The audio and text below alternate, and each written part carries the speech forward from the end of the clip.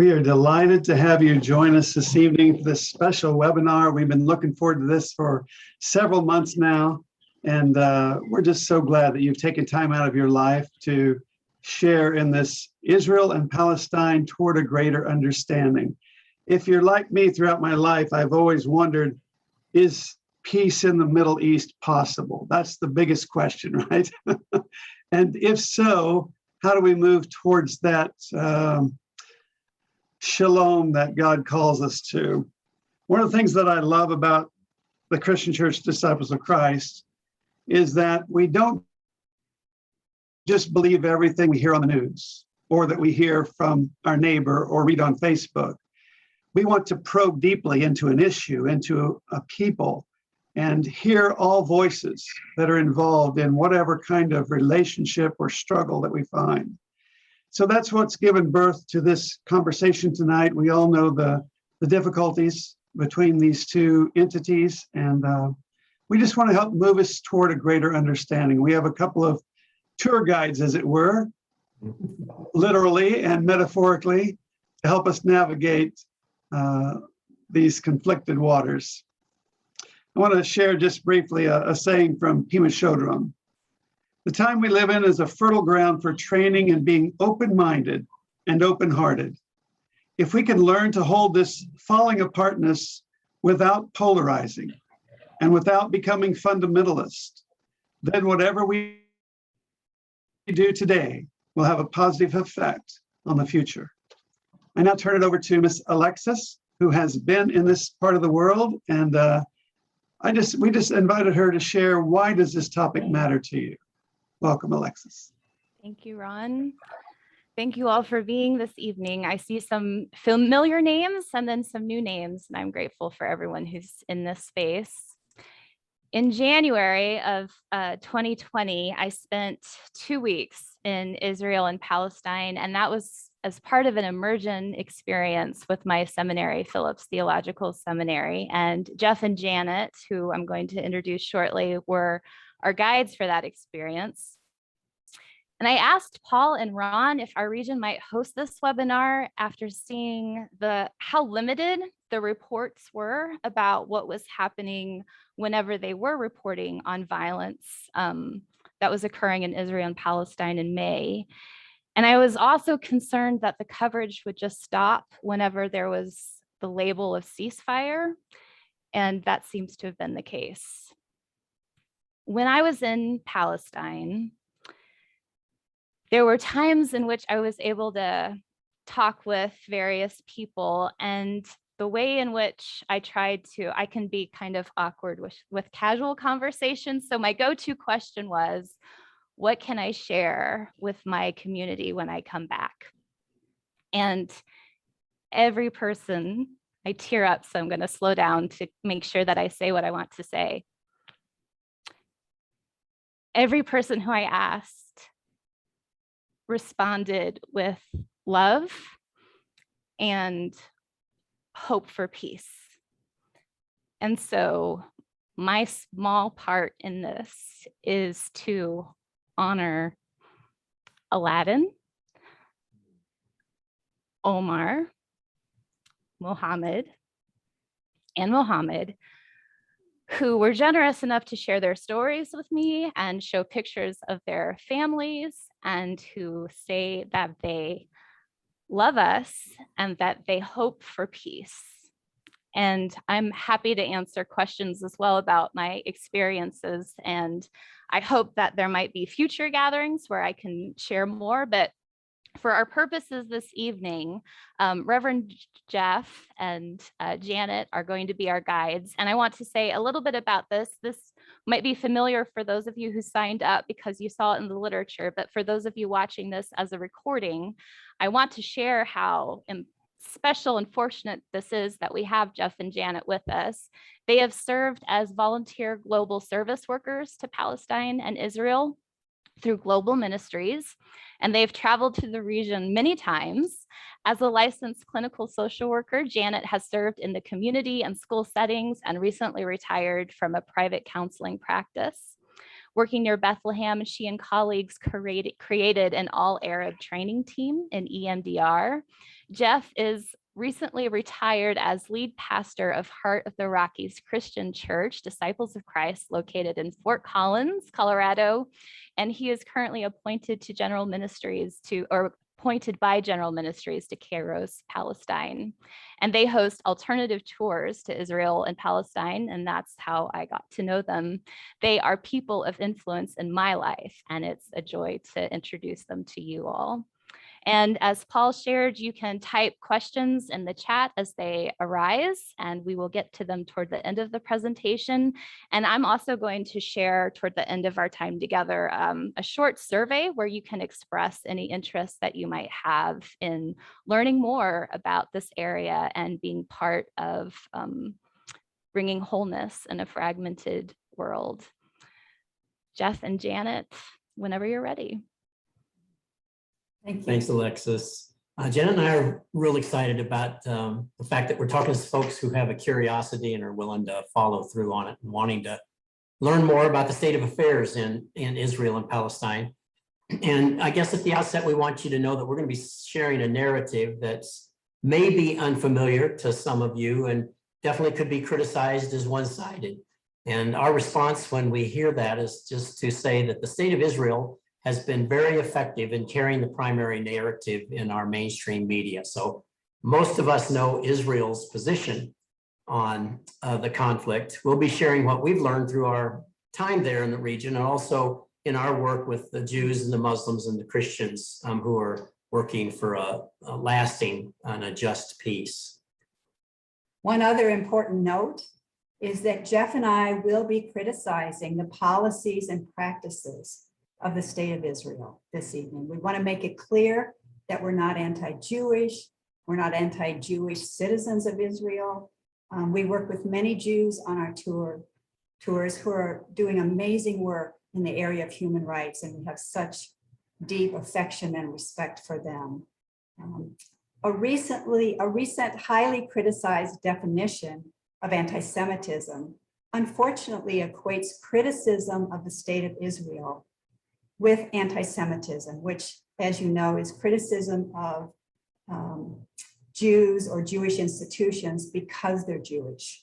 But we join scholars and others who strongly disagree with the definition that equates criticism of the state of Israel with hatred of Jewish people. They are not the same. We consider ourselves pro-Palestine, pro-Israel, and pro-peace. So let me, I forgot to share the screen there during that. Just got to put down the sheet. Good. So I think I want to emphasize what Janet said about us being pro-Palestine, pro-Israel, pro-peace. Really, the folks we work with, the Muslims and the Christians, Arabs there, they don't have a problem with the existence of Israel. They want to live side by side, each with its own country and administration and all the rest. The concern that we continue to hear is around the policies and the practices and now the laws that are increasingly negative there in the state of Israel. So let's see.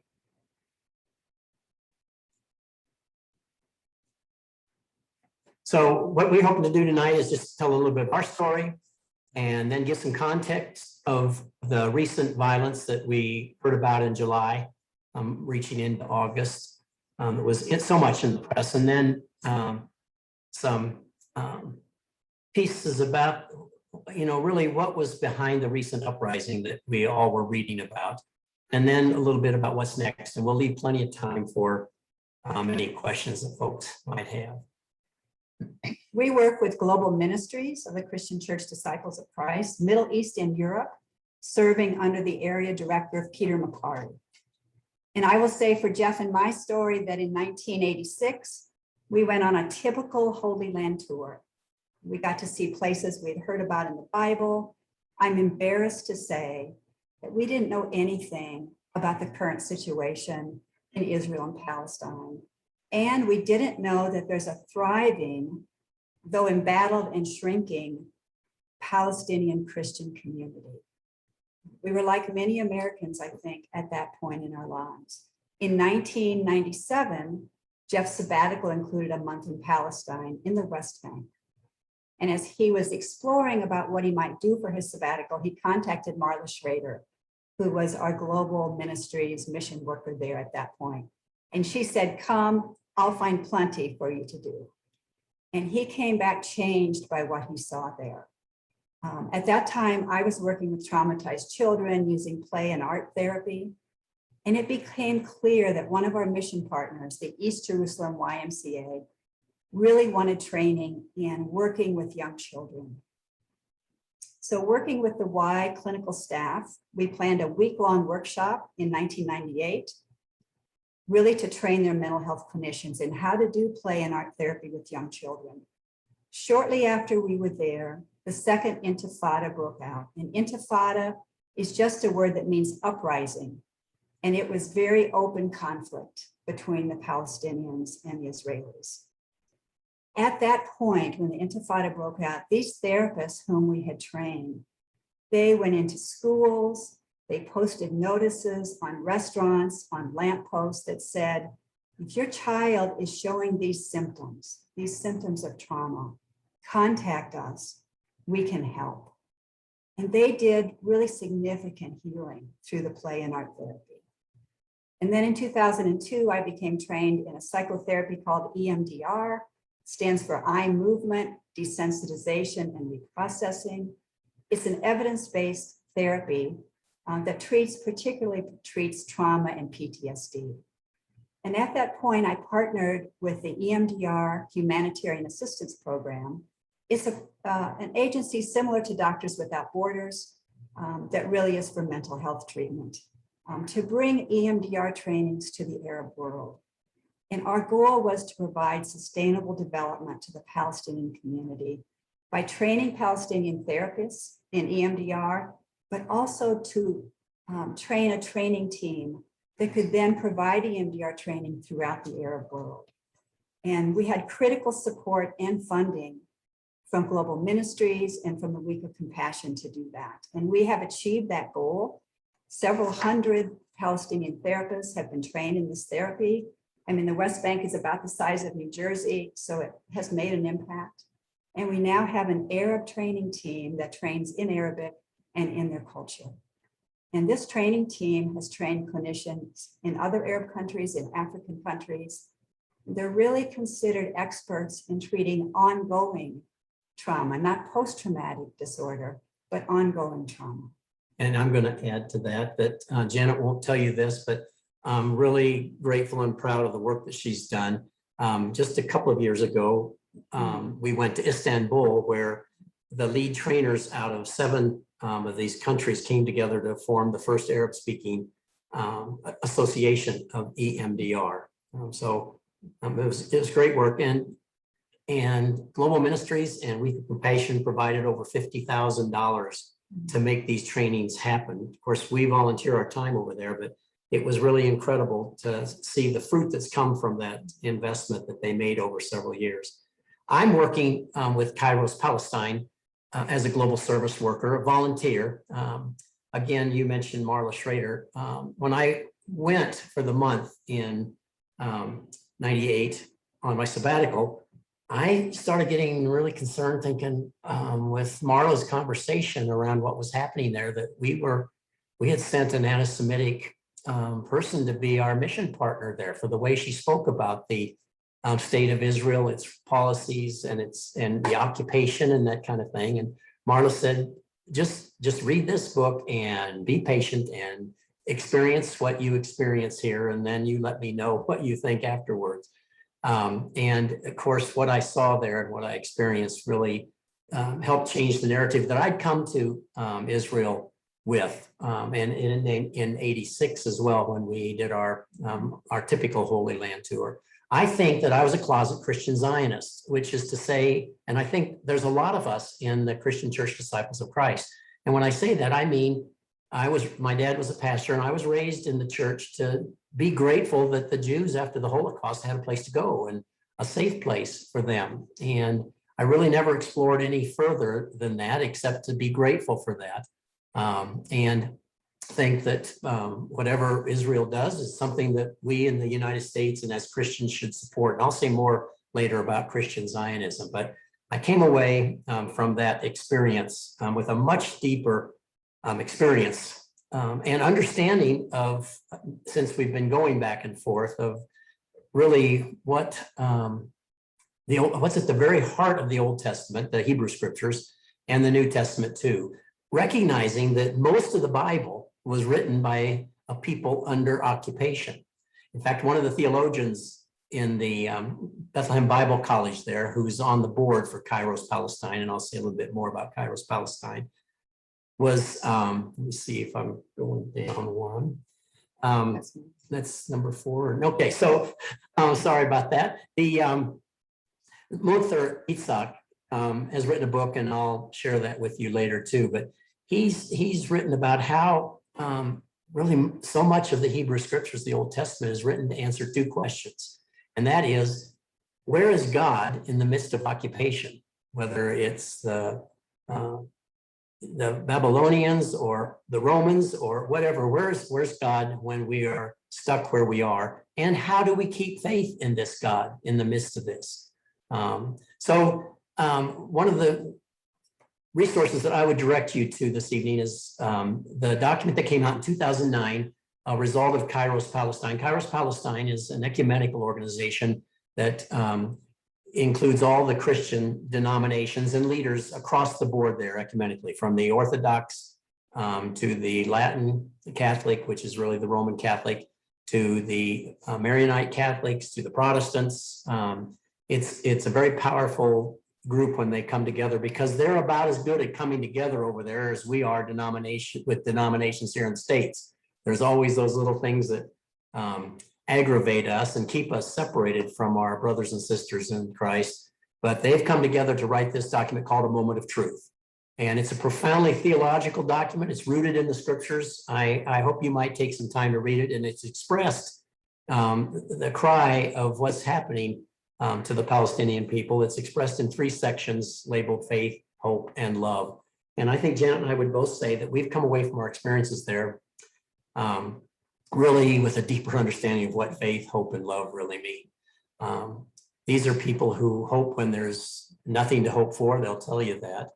And their notion of love that's expressed in this document is what I think is Christ's love. They understand that at the very heart of the Christian message is this love of the enemy, which may mean that they lose their lives, but they're not going to respond violently. It's a nonviolent movement that they and others are involved in. We're going to start with naming some of the myths and the misunderstandings about the relationship between Israel and Palestine, between Jews, Muslims, and Christians in this region. So one is that this conflict is millennia old. Jews and Arabs have never lived together in peace. And the reality is that over the last centuries, there have been many periods of times when Jews and Arabs lived together well and got along, and they may have had a neighborly, my neighbor did this, but it was basically they worked together well. Another one you might hear is that Palestinians don't really want peace. They've rejected every offer of peace. And the truth is, when you look at the documents and the offerings of a peace plan, it was asking the Palestinians to give up too much land, too much rights. It would have been devastating for them to have signed that. You also might hear that Muslim threats are causing Christians to leave Palestine. That's just not true either. Again, they work side by side, they're friends. What's causing Christians to leave Palestine, and they are leaving, is the occupation. The occupation of Israel by Palestine. Occupation of Palestine by Israel. Oh, sorry, did I say that wrong? Yeah. Right, the occupation of Palestine by Israel. You'll also hear that it's too complicated. This conflict is just too complicated. And again, we find that while there's plenty of details and plenty of nuance, the issue really is the 50-year-long occupation of Israel, of Palestine by Israel. That's really what has caused so much of the trouble. Just 2 more slides to set the context for the remainder of our time. So just to start with the map of the region, I'm guessing all of you are familiar with it, but boy, when we see those countries surrounding Israel and Palestine at this point, we know there's so much history going on and so much activity around about both the state of Israel and the West Bank. When we talk about the Palestinian territories, you'll see, does my pointer show up there? In the middle of the map, maybe. No. Yes. Yeah, okay, good. So this That is the does West them. Bank, and then this is the state of Israel. Here's the Gaza Strip over here.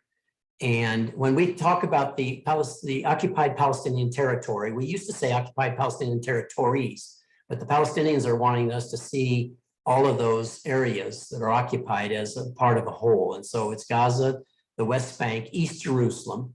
And then they're beginning to talk a lot more about the 48 Arabs that are living in Israel. And when they describe the 48 Israeli Arabs, they're talking about the folks who, for the most part, were moved out of their homes when Israel became a nation and declared its statehood In 1948. in 1948. Yeah, and were moved to other places or into settlements, or not settlements, but to camps, refugee camps in the West Bank, in Gaza. And so that's our first map. And then I want to show you this map too. This map gets to the heart of what is most commonly referred to as the Israeli-Palestinian conflict. And Jen and I don't see this ongoing violence that too often is erupted in the deaths of hundreds, as we don't see it as a conflict, but rather we see it the result of this now over 50-year increasingly brutal occupation of Palestine by Israel. So these are the two things that we'll be talking about. And the occupation and then this expropriation of Palestinian land.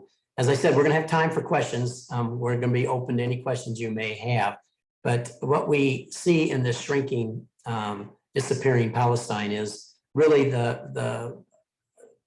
it's been a fact for some time, but it's much more recognized now that the possibility of a two-state solution is not maybe down the drain, but it's circling the drain at this point. You can see here how it, the land that was considered Palestine in 1946 and how much over the years they have lost. So the green now in the 2012 map, and the green is probably smaller now, is what's remaining of Palestinian land. And what's white in this section are the settlements, the Israeli settlements. And when we talk about a settlement, I used the word settlement earlier to refer to refugee camps for Palestinians, but the settlements are Jewish occupied communities in the West Bank, considered illegal under international law. And these are what is expanding. I think that's it for our screen sharing. So let's turn now to the events that led to the recent violence. I guess the first thing I want to say is that there's been two intifadas, two uprisings on the part of the Palestinians. Both of those came after what many of our friends in the West Bank and in Bethlehem participated in, especially in this community called Bet Sahur. And it's the traditional place where we understand the shepherds were given the announcement by the angels of Jesus' birth, and they ran up the hill to Bethlehem, where Jesus was born. And it's a primarily Christian community. And many of them participated in the early 80s in a tax revolt, very much like ours. No taxation without representation, because Israel takes taxes out of the West Bank and is to return those then for streets and other kind of community services. And very seldom does all that money come back into Palestine. But they had this uprising that they described as a tax revolt. And I can say more about that if you're interested. But the most recent, the third intifada now, there were one in 86 and one in 90, in the 90s, early 90s, is the Palestinians are calling the unity uprising, because as a result of what's happened here over the last few months, they're beginning to see that they've been divided among themselves in some pretty unique ways. One of the articles that I edited for the Haaretz, an Israeli Jewish newspaper, was by a fellow who lives in Jerusalem, a Christian who lives in Jerusalem, and he talked about the 4 different ID cards that Palestinians are issued. They each have a different color of those. And one identifies the Arab Israelis was one color, the living again in the state of Israel. A second color designates those who are in East Jerusalem, and a third in the West Bank, and a fourth color of those in Gaza. And even the Palestinians began to think of folks in those other areas as somehow different. And they could judge them, they could be jealous of them. Some had more freedom, some had less for movement and all the rest. And so this current uprising really helped them pull together and to see that they had a common desire for their rights and for their freedom as a nation. But we're told, what we saw there in July, we were told in our press that Israel was simply and legitimately responding to the rockets that Hamas, which is a political organization that controls the Gaza Strip, that it was a legitimate response to the rockets that Hamas was sending into Israel. The Palestinian rockets were the cause of the violence that took over 200 Palestinians' lives and devastated a great portion of Gaza's infrastructure. Palestinians, and of course, Janet and I would argue the rockets were fired in response to 3 actions on the part of Israel.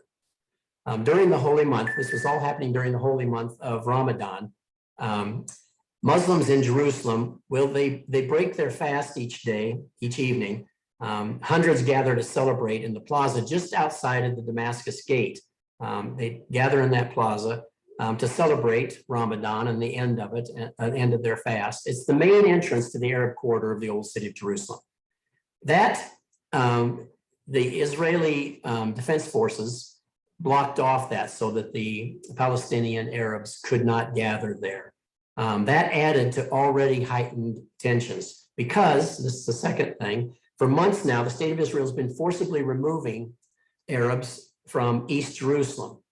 And East Jerusalem is, again, we're saying is occupied territory.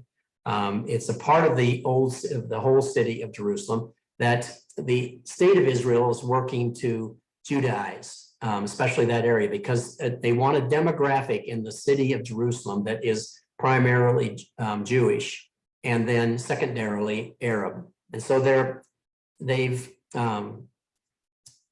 forcibly removed many Arab families from their homes in East Jerusalem. Scores of families have been evicted from homes that they've lived in for decades, and scores have been told that they soon will be taken from their homes too. And those are pretty violent actions that are happening there. The settlers are the ones who are allowed to go in and remove all the furniture, all the clothes, put them out on the street. And that's one of the areas that I've been working in here lately on behalf of Global Ministries. And finally, that third piece was the Prime Minister Netanyahu allowed Israeli troops to enter the sacred mosque that's on the Temple Mount, where Muslims were conducting their Ramadan worship. It's not a part of the agreed upon, I'm trying to think of the word for, Status quo. yeah, the status quo in that holy city.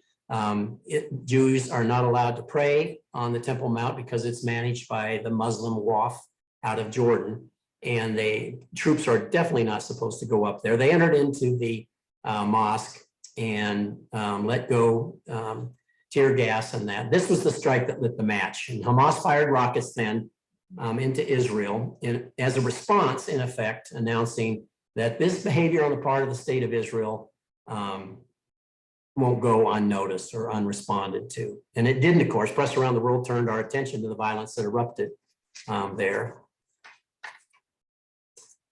And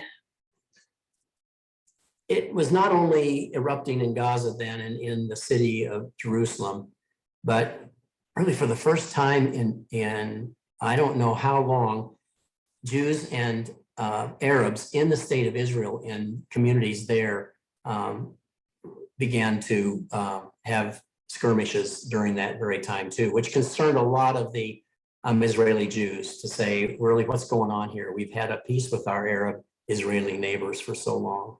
But the truth is, you can control a people against their hunger for freedom and human rights for so long, but they're going to eventually rise up.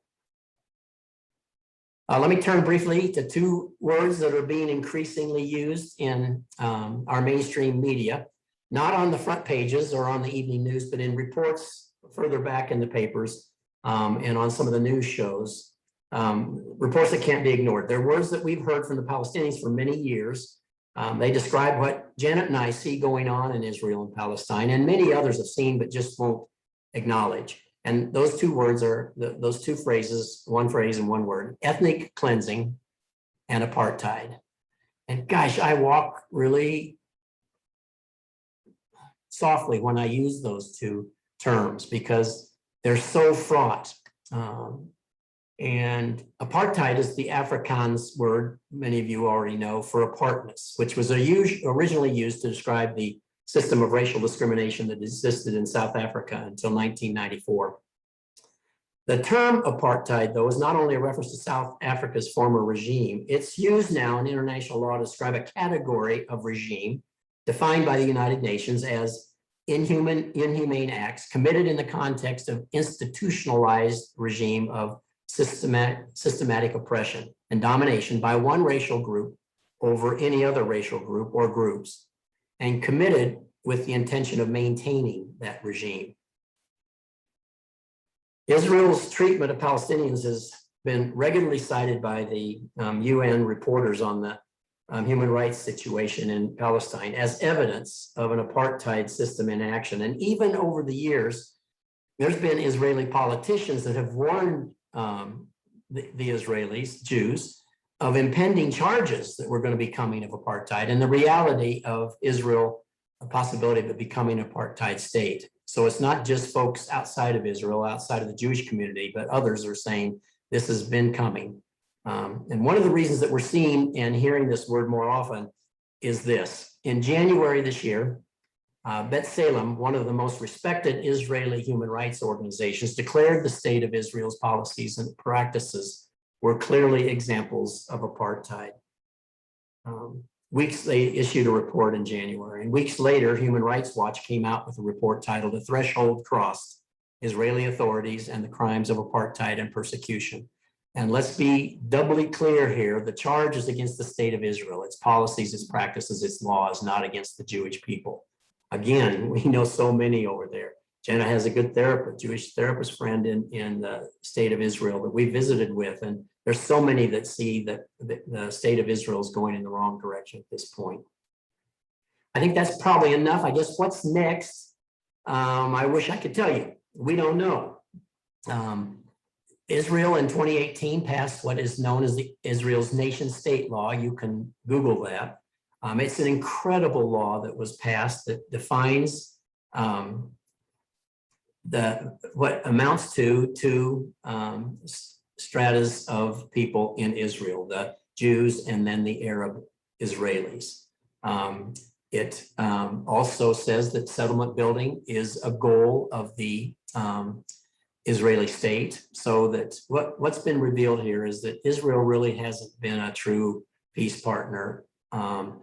Their leadership, especially the leadership now, really wants the whole of historic Israel, not only the Galilee, but what they describe as Judea and Samaria. These are good biblical terms. Judea and Samaria describe the territory of the West Bank.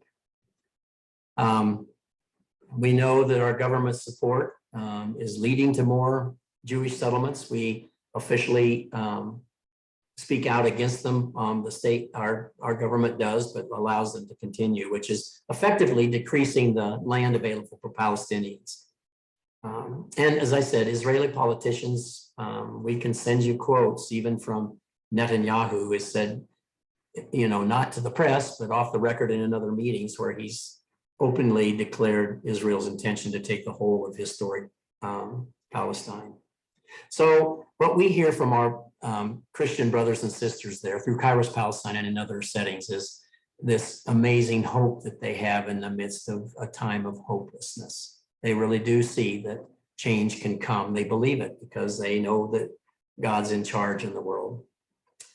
I'll just share one resource that if you're looking for an action to take, it's called No Way to Treat a Child. I think Ron or Paul can put that link into the chat. It's Defense for Children International and the American Friends Service Committee began this because Palestine, breaking again international law, is incarcerating and arresting without warrants children and putting them in the prisons there. And this is a movement to say to our government, we don't want to fund that. We think that we need to fund Israel. If we do, but we need to hold them accountable for not using any of the US funds to incarcerate children. And the most recent HR 20, oh, I'm not going to have the number here. I'll look it up here quickly, but it's a resolution in the House signed by about 27 representatives at this point that are saying, we want to continue to fund Israel. We do that to the tune of $3 billion a year of our tax money, but we do not want any of those funds to go to the abuse of children, their incarceration, or the building of settlements. So, And I would just add one thing along that line. You'll see if you look at No Way to Treat a Child that in Israeli courts, Palestinian children are treated differently than Israeli children. They go to a criminal court. military court. A military court, sorry. Yeah, and it's just a much harsher system if you're a Palestinian child who may be arrested for throwing a rock at a tank. And then spend months in jail. The Jewish children that are living in the West Bank, again, we would say illegally according to international law, you know, if they threw a stone, we know what the police would do in this country. They'd take the kid back to their parents and have a good talking to. But the living still in the West Bank under military law, not the Israeli court system in the settlements, but under military law in the West Bank, these kids can be taken in the middle of the night. And they usually are taken in the middle of the night. 8 to 10 Israeli Defense Forces will crash in and take children. And those are many of the cases that Janet worked with on the PTSD when she was doing the training there. So let's turn it back over for some questions. And, you know, I told Alexis that we don't do a Q&A because we don't have all the answers. That's one thing we wanted to start with too, is to say, really, we're encouraging you to look at a variety of resources and about what's going on over there, because we don't have the whole story. We don't have all the answers. What we do have are some responses that we can make to your questions. Sure. We have one question that came in. It says, do the Palestinians perceive Yahweh and Allah to be one and the same or competing gods? No, I would say that it's interesting, Yahweh and Allah. Allah is only an Arabic word for God. So it was kind of shocking to me when I was there in '86 and would worship in Christian communities the first time I heard them singing to Allah, their praises to Allah. And I thought, well, what? So my mother, who was an open Christian Zionist, would say, of course, Allah is not the same as our Yahweh, but the Christians and the Muslims would say, of course, it's the same God. There's only one supreme being. Now, we may have different understandings of how this God's at work in the world, Jews, Muslims, and Christians, but our texts all point to a God who wants peace and is working for the wholeness of creation. That may or may not have answered the question. So if they have a follow-up, I'm happy. Sure. Perhaps we have another question. It says, are there resources to see how the pandemic is impacting Palestine differently than Israel? Thanks for that question. I didn't put it in the resource list that may be shared later. There are alternative news sources, and Mondowiss, MONDOWEISS.com is one of those that reports out of Palestine and the Palestinian perspective on what's happening there. And so there are articles there that talk about the COVID situation. We know that Israel, before it really, under international law and occupying forces to see to the health and safety and the provisions of the people who are occupied. And Israel has been very slow to send the vaccinations into the West Bank. In fact, they tried to talk to the prime minister of the head of the PLO, the Palestinian, the PA, the Palestinian Authority, they're governing in the West Bank, to sell them the vaccinations that Palestine had ordered and was paying for, with the promise that Israel would send vaccinations in place later. So they're not providing it. The COVID is rampant in Palestine. It's on the increase as well as in Israel. And at this point, Israel's not letting any groups come in because they're trying to deal with that. So we would say that they're suffering. Some of our loved ones over there have had COVID and lost loved ones. And unfortunately, there's a fair amount of distrust. So if the vaccine comes from Israel, many Palestinians will get it, but some Palestinians are distrustful that there isn't something in those vaccines that might be detrimental to them. So there's some hesitation there about where the vaccine's coming from. They're coming from Israel. Well, how do we know that they're safe? So, that part makes it harder.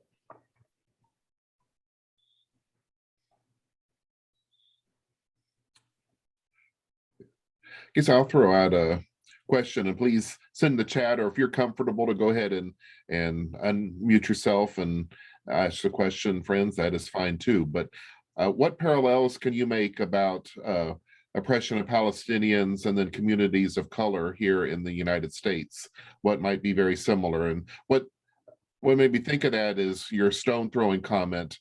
I know as a fact, some children were killed when they threw stones during the civil rights era, rather than taken to their parents. So, yeah, and which kids were those? We know which kids. right. Yeah. Yeah, the white kids would have been taken to their parents. The people of color ones not. Do you want to respond to that, or you want me to? Go ahead and talk about intersectionality. Yeah, it's a really, I'm putting a lot of hope and a lot of hope into what's happening now with the coming together of different movements for human rights and for freedom. And so we're really pushing now, on behalf of Palestine, to come to the international community with a plea for human rights. If Israel would just acknowledge the human rights of the Palestinians, which they're not at this point. But that's happening, of course, in Black Lives Matter. It's happening with our indigenous peoples. It's happening with the indigenous peoples in Australia, with the Dalit, the lowest caste in India. All of these groups are beginning to talk together to say, oh, maybe we all have something in common. And that's, I will use another word here, but what's in common is the experience and the consequences of settler colonialism, which, in our country, we were taught in the church back in those centuries that we had a manifest destiny to be here. And we followed the Brits, not just around the world, but we came as Brits over here to say, well, this is a land without a people, and so we can populate it. And we, of course, found out that's not the case, but we did our ethnic cleansing too. So that's the piece that we're seeing in so many parts of the world, that consequence of our coming in for the resources and to have the land. And I think the different groups give each other hope as they begin to work together and see, okay, this is being experienced by other people, what's worked, what hasn't worked, but the coming together is powerful. There's a big, on the walls, the separation barrier, the apartheid wall that separates Israel from Palestine. There are several places, one primary, that's just a huge picture of George Floyd on the wall. And we heard from one of our African-American friends that they were shocked to see George Floyd on a wall in Palestine until they began to talk to the Palestinians and see what was happening there. So yeah, that's a good question, Paul. Thanks. Thank you. Friends, speak up or chat more questions. We still have a few more minutes of this section. Or else you'll have to hear more stories from me. Well, I can share a story that connects to the young people being arrested for throwing stones. Omar, who drove a taxi for a friend of mine and me to Jenin from Bethlehem, said that he was arrested when he was around 14. And he said it was dark. I didn't know what was going on. And it was a very traumatic experience. And from that, he shared that he was working to send his children to the United States and then to Germany to go to school because he didn't want that to happen to them. And so it was one of those things where in the class for the immersion experience, we heard the numbers and the statistics from the people who paid attention to that. And then to hear it from someone who actually went through it and what that did to him and how he was trying so hard to prevent that from happening to his children. Most of the folks that we work with, Nader Abu Amshah, who's the director of the YMCA, East Jerusalem YMCA, Rifat Kassis, who's the head of Kairos Palestine. We could go down that list. Very committed Christians. Very living out their committed. faith. Mona Zagrut, who was the lead supervisor at the YMCA. They all came through with these same experiences. All of the guys that we've known have been arrested and incarcerated and spent time in Israeli prisons. Nader tells the story of his being physically abused and with torture. And every one of them, I mean, those three especially, but in other settings too, they came together to say, we've got to do something for our own community. We have to build up the civil society in Palestine. We have to meet the needs of our own people. They didn't respond violently. They responded non-violently by putting their heads together to start the East Jerusalem YMCA and to do these other kinds of ministries that are going on in their care of folks with disabilities and you name it. They're just doing some amazing things. Yeah, and thank you, Alexis, for that remembrance, because it is when you, I mean, it's very helpful to get all the knowledge and learn, but when you actually are with people and hear their stories, it does change something in us. And it becomes more real and more urgent, really. Another question has come in. Question was, do you think, but I say, or what is the predominant thought maybe in Palestine and Israel? Do the issues today trace all the way back to Isaac and Ishmael and Abraham and Hagar and Sarah? Is that too simple, or is it really the perfect narrative for understanding how God has different people? I'm gonna let you take that one. Oh, you're a better theologian than I am. I did a seminary. You don't want the seminary answer. You want the lay answer there. Yeah, there were 2 or 3 parts to that question. So let me just say that the conflict that we're experiencing now, which we say is an occupation, doesn't go back to Abraham and Sarah. It goes back to 1948. There were Jews living in the state of Israel, in the Palestinian territory, in 1948 and before that. And they were living together. They did business together. In fact, some of our good friends are still doing business with Israeli Jews across the border there. We have a guy that makes t-shirts and he sells a lot of them to the Israelis.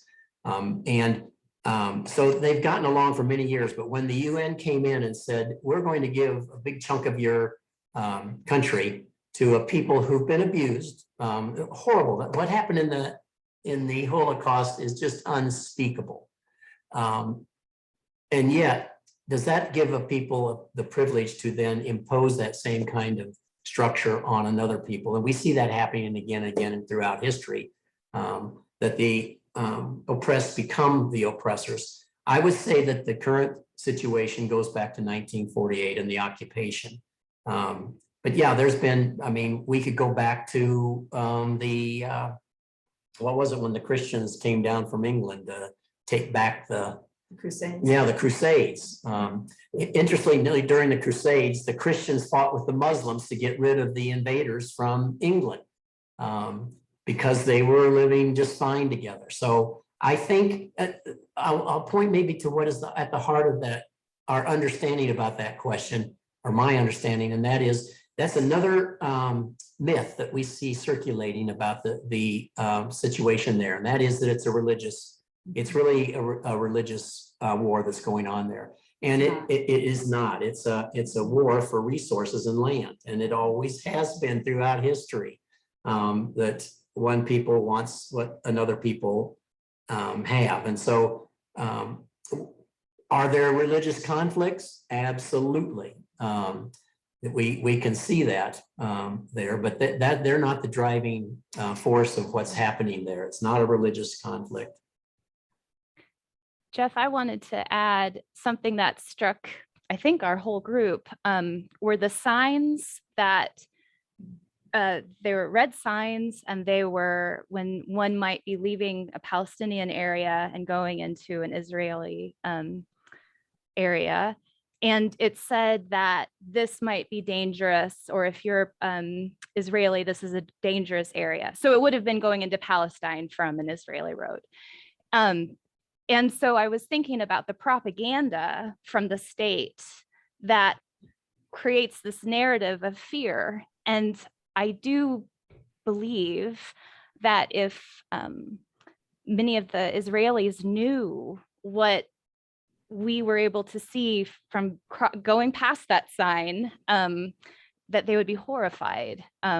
So I also keep in mind the message that is controlled by the dominant group, both to our country, the United States, but then also to its citizens, who I think would oppose if they knew more about what was happening and had the other experiences in mind. But we just noticed when we were there, the different ways that there were ways to just evoke fear when there was no reason to be fearful. And it's resulted in the two peoples at this point not having much contact in general with each other.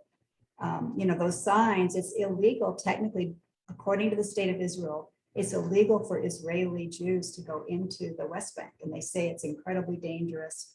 Not our experience, not many Jews experience who sneak in and do just fine. But you know how easy it is when you keep people apart to make someone the other.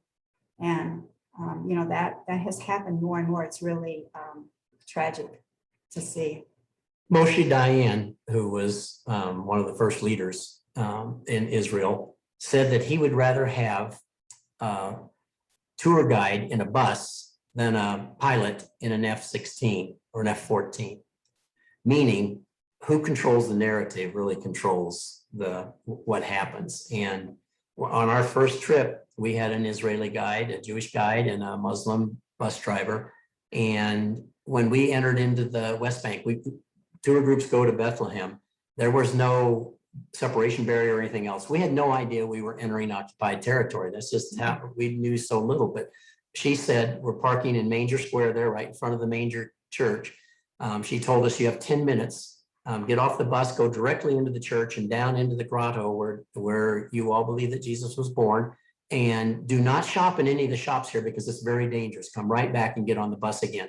So there's a huge impact on the economy of Israel, of Palestine. Janice talked about the Israelis that sneak in. You can get your car, if you've been in a car accident, you can get your car repaired a lot cheaper in Palestine than you can in Israel. And there's so many ways that the Israelis are able to drive right across and through that separation barrier to get their cars repaired and to slip back in, and others come back and forth. And we have great stories too. I'm just thinking about two of the people that speak to us. One's Israeli and the other is Palestinian, both fathers who lost their children to the conflict. And the witness that they give about how this military occupation is just not working for either side. It's just very powerful because they really speak then out of their hearts about love and caring for the other and how forgiveness. Yeah, it's called the Parent Circle. You can look that up if you're interested. They're doing amazing work at reconciliation, but they are a minority. They are a small group. It's taking a lot of people planting seeds and trying to make a difference. Planting seeds, that's what we do as Christians, isn't it? We just plant seeds of grace and hope and know that some will come to fruit and some will be eaten by the birds along the way and some will get drowned out by the weeds. And what do? Just like Jesus, keep scattering the seed. Thanks, God.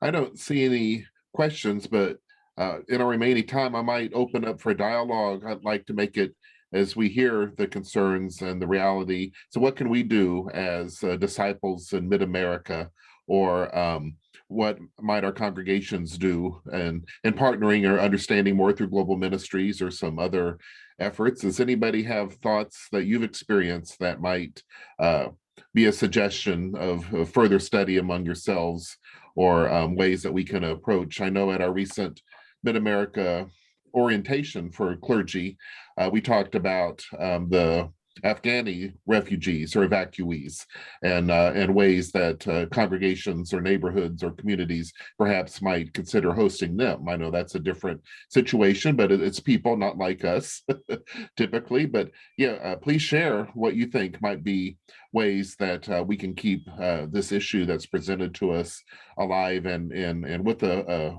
proactive response among ourselves.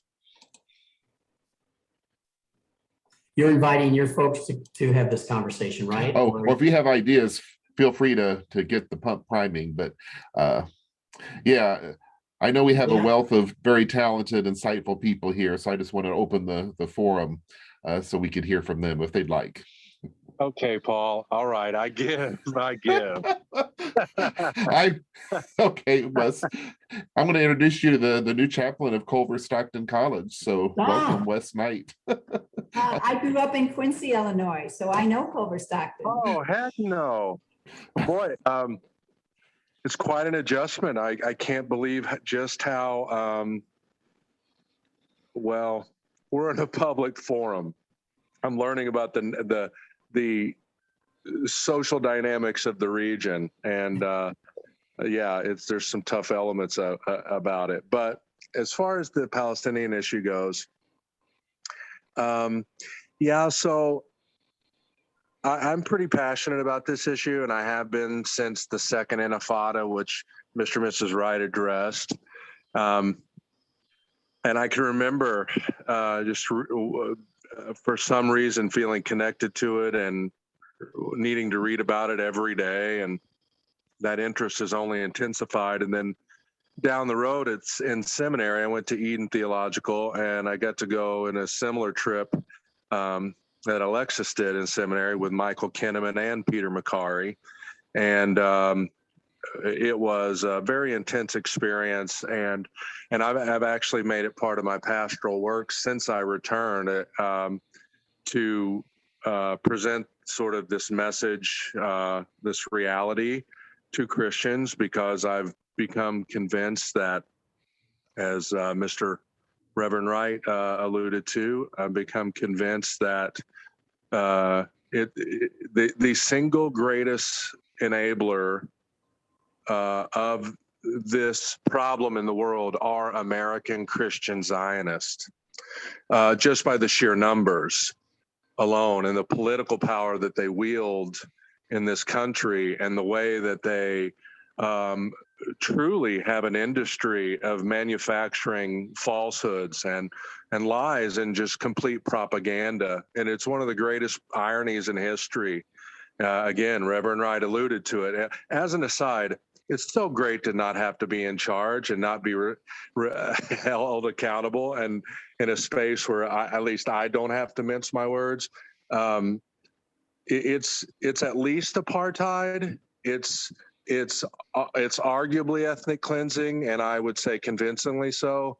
But some will even use the term genocide. And I'm talking about UN workers that I've talked to, international aid workers that are dedicated to this and have been on the ground there for years. It is quite awful. And I appreciate the way Reverend Wright and Mrs. Wright, handled it very pastorally. But we also have to be willing to tell the blunt truth to people that, for a fact, the most condemned nation among the member nations of the United Nations is Israel. They almost have been condemned for human rights violations as much as the rest of the world combined, at least among member nations of the UN, which is still the vast majority of nations in the world. These are egregious acts of murderous violence. And when I was there, I heard of some gruesome stories. In fact, I can say in Hebron that I personally had an Israeli rifle pointed at me 10 feet from me. To say it's a police state is truly an understatement. It is when you think of what Gaza is, for example, Gaza is essentially a giant prison. That is no exaggeration. They are blocked by a 30-foot concrete wall to their south, north, and east, and the Mediterranean Sea makes up the boundary of their entire eastern boundary. And so Israel has 100% control of the goods that come in and out of the Gaza Strip, food supplies of any kind, and many times European nations, other nations have put together flotillas of just food and medicine, basic necessities, and the Israelis will refuse to let them in. It's almost impossible to even get aid into them. And so imagine what it's like when you only hear the perspective of what's coming out from Israel, the official word. It is an awful situation.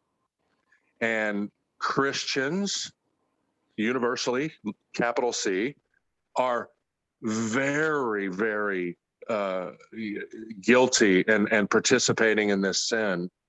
And we should not be afraid to do what you're doing. And more so, we should all be out there saying, hey, we have this wrong, and take the risk of waking people up. But the good news is the world is finally waking up, and the Europeans are ahead of us. They're closer, they see it, and the world is waking up to it. And even in the United States, people are waking up to it. And you know, officials get pushback now in the United States in ways that they never did politically. And that's good, but there's still a long way to go. And I would love to see us as Christians elevate this issue much higher than it is. Last thing I will say, I'm part of a wonderful, committed group that any of you would be welcome to take part in, and we do things by Zoom, like most people these days. It's called Mid-Missourians for Justice in Palestine, and we are a fine organization, and we are very diligent, and we stay together, and we work hard towards informing people about what's going on there. And our president is Dr. George Smith. If you remember the biology professor that won the Nobel Prize from Mizzou a couple years ago, he's actually our president. And Alexis has joined us for a meeting, and we are a secular group on the whole, but we have many people of faith, Christian, Jews, and Muslims, and atheists. And it's just amazing. So if you're interested in that, Alexis can pass that information off to you now as well. So anyway, thanks for the floor. I sent Paul a message. I warned him, don't get me started. But anyway, that's how I see it. I just put up, thanks, Wes. Do we look that old that you have to say Reverend and Mrs. Wright, or are you just hesitant to use the Jeff and Janet Chaplain Knight? In any case, I put up two resources there. I have a fear that if I don't speak respectfully, my grandma will come back from the grave and smack me in the back of the head for being disrespectful. All right, understood. So I put up one, ChristianZionism. I think it's .org now that try either one of those, but it's amazing because evangelicals grabbed this website address, and many people that are interested in Christian Zionism and are Christian Zionists, they go to this website, but it is a website that's critical of Christian Zionism and talks about the biblical, everything that a Christian Zionist would say, it counters it. And it talks about it being a heretical theology. In fact, I was on a Zoom meeting with some of our Global Ministry mission folks, one out of Africa, who said that they were hosting a gathering from all people coming in from all over Africa on misleading, misunderstood theologies. And he mentioned Christian Zionism as one of them, which is growing in Africa, in the continent of Africa too. So that's, if you're interested in learning what Christian Zionism really is, that's a good place to go. And the other one was, in terms of an action, if you just check out Betty McCollum, she's the representative that has the HR 2590, and we're working, our rep here, who's an immigrant He's African American, or not African American, but a Black representative. Very much for human rights. We cannot get him to sign on to Betty McCollum's bill. And we're just now in the first weeks of a really focused attempt to get him to sign on, because all the representatives are out of Washington, D.C. and back home again. But that's a good place to say, just read it and say, because you could support that movement whether your rep has signed it or not. One last thing I would say, and that is, if to help me understand this, if someone came to Kansas or Missouri, if an outside group, an international group came and said, we're going to take about 55% of your state and give that to, let's just say, the Afghan refugees who are coming in. They need a place to go, and we're going to take 55% of your state, and you'll just be happy to give that up and live next to them, and you'll figure out ways to do that. We hope you will anyway. I don't think any of us would put up with that. In fact, if it were enforced militarily, we would probably resist violently that kind of a move. That helps me understand what has happened in Israel and Palestine. All right. Well, thank you. This hour has gone by very quickly. We talked about resources and making this recording available to go back, and along with all the links that were shared with us. But Alexis, go ahead and round us out. Thank you.